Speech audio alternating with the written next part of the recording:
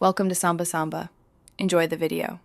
You start by opening Vmix and Zoom together. This gets you into the working loop immediately. First, enable Vmix Virtual Camera or NDI output so Zoom can accept Vmix video. Next, route audio. Set Zoom's microphone to Vmix audio mix or use a virtual audio cable. Once done, confirm video and audio appear in Zoom's preview. That visual confirmation prevents downstream issues and ensures Vmix is feeding the right sources into your Zoom call. Now configure how Zoom fits into your live mix while explaining why each choice matters. If using Vmix Call, invite guests and lock their feeds.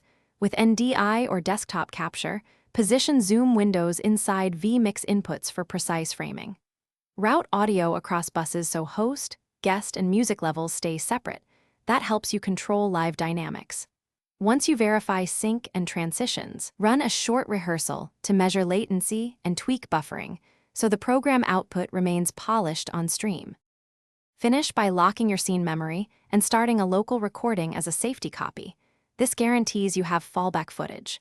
Begin streaming and watch CPU, GPU, and network metrics. If you see dropped frames, lower resolution or disable unnecessary effects to relieve resources. If feedback or echo occurs, mute the Zoom speaker or use headphones and confirm Zoom's microphone isn't monitoring the output.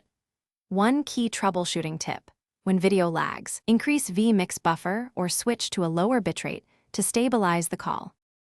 Thanks for watching. Consider subscribing if we helped you.